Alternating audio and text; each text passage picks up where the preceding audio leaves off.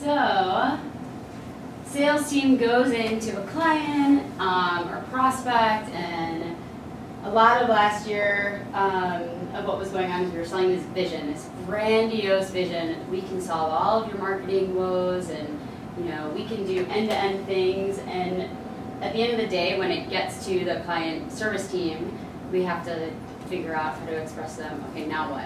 You got into this vision, how does it work, what do you do?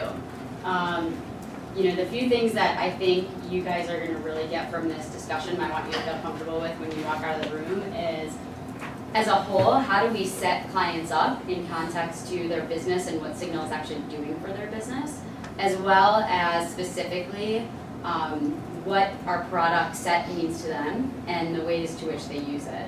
So last year when we came to market, we really were selling this entire package, this technical package and product. And what was really interesting is a few things. One, this was a lot for a client to digest. And when we would show this graphic, which I know this graphic was probably in almost every sales presentation, they were like, oh my God, I don't think I need all of that. I don't need all of that. Or what do I do with that? How do I start?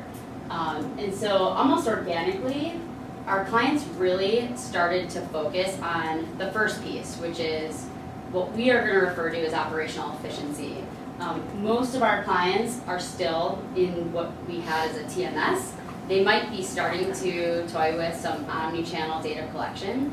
But in this context, when you guys are looking at this Signal product progression, I'm referring to really like what part of the product, what part of our tool are they using today. Where we netted out and what we're moving forward today with is our unified view, which is really our end-to-end views part of the solution. We last year were also kind of selling in the activation piece, right? And one of the reasons why we've been, we've come back to unified view and focusing just really on the data collection and the measurement is because clients were just not ready for the entire suite.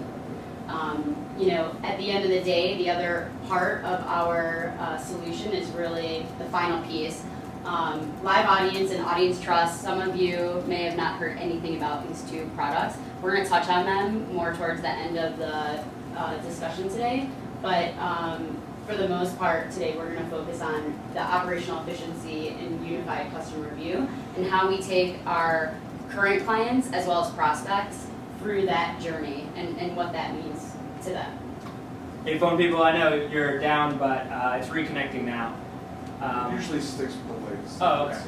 One thing I did want to add to what Kelly was saying is if you remember the previous slide, where it showed all of our components and all of our products, that actually, we kind of just threw them into the fire. We were just like, this is now yours, go. And we just like dropped them in, where they didn't know where to start. And so, this slide kind of shows like, hey, there is a progression that we have to help them take, go on. And to Kelly's point, a lot of them are starting here and they're working their way up. And the next step, and it is why we're talking about unified customer view, is unified customer view. And like Kelly said, later on we'll touch on the steps after that. Yeah, the other thing to keep in mind, and we'll kind of reiterate this throughout, but no client is the same. Like there is absolutely no perfect recipe to go in and sell a client or a prospect, especially when you're talking about in context to unified customer view, because based on their brand, based on their assets, everyone kind of looks at unified customer view in a completely different way and has different channels that define unified customer view for them. So they are going to be very different, but the one thing that's consistent is the foundation. And the foundation is always going to start with our data collection piece.